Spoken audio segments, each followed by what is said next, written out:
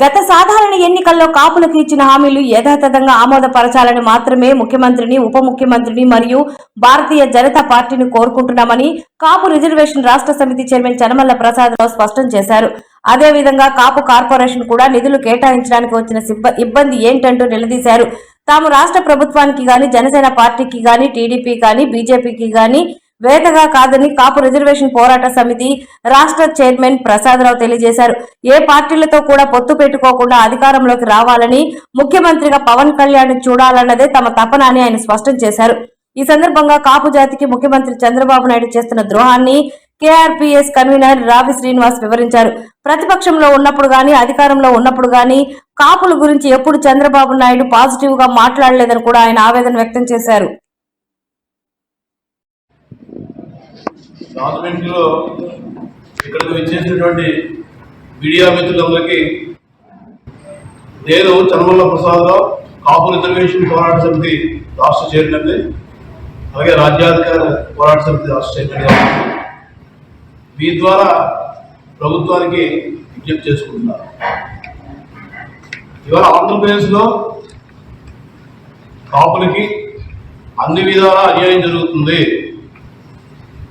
ఎవరైతే డిప్యూటీ సీఎంగా ఉన్నారో ఈ కులం నుంచి పవన్ కళ్యాణ్ గారు కాపుల్ని పెద్దన్న పాత్ర పోషించమని మొన్న ఎన్నికల్లో చెప్తే మెజారిటీ పీపుల్ 99 మంది కాపులు ఈ రాష్ట్రంలో ఎన్డీఏ కూటమికి ఓట్లేసి అధికారంలో తీసుకొచ్చిన తర్వాత రాష్ట్ర వ్యాప్తంగా మీరంతా గమనిస్తున్నారు, పూర్తిగా కాపులను అనగదొక్కే కార్యక్రమాలు.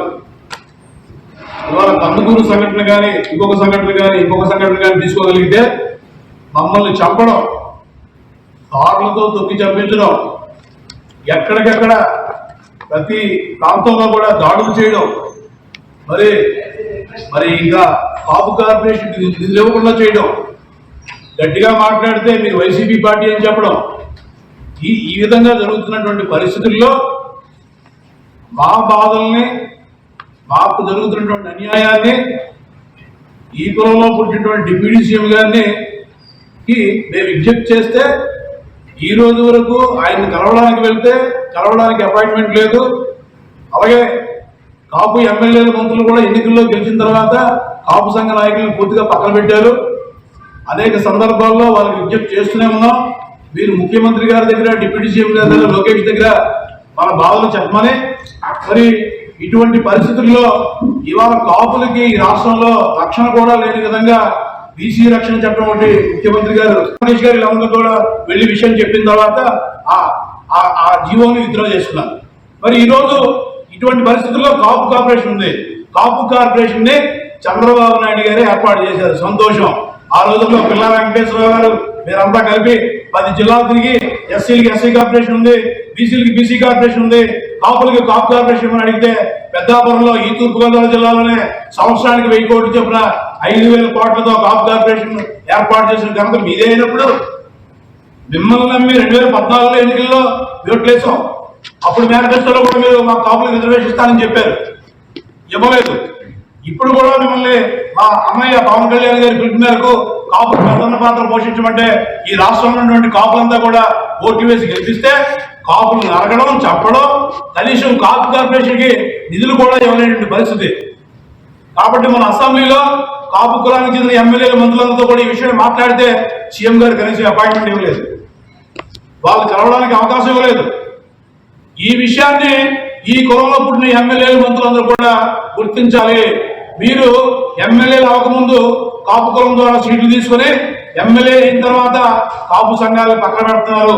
కాబట్టి మీడియా మిత్రుల ద్వారా మళ్ళీ తెలియజేస్తున్నాను, ముందుగా సీఎం గారి దగ్గర, డిప్యూటీ సీఎం గారి దగ్గర, లోకేష్ గారి దగ్గర వెంటనే కాపులకు జరుగుతున్న అన్యాయం కానీ మీరు సీఎం గారి దృష్టిలో పెట్టాలని చెప్పి మీరందరూ కూడా ఒక ఆత్మీయ కలయిక, మేము కూడా వచ్చి కలుస్తున్నాం, మిమ్మల్ని అందరితో ఒక ఆత్మీయ సమావేశం ఏర్పాటు చేస్తాం.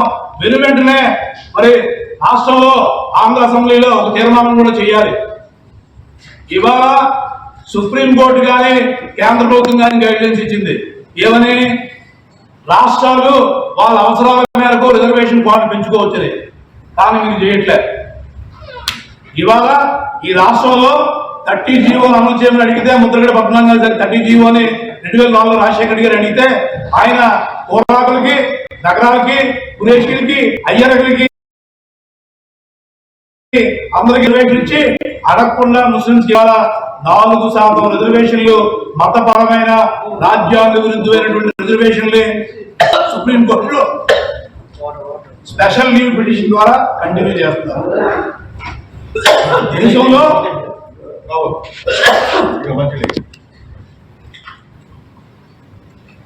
దేశంలో ఎక్కడ కూడా మతపరమైన రాజ్యాంగ విరుద్ధమైనటువంటి రిజర్వేషన్లు ఎక్కడ అమలు చేయలేదు. ఇది కేవలం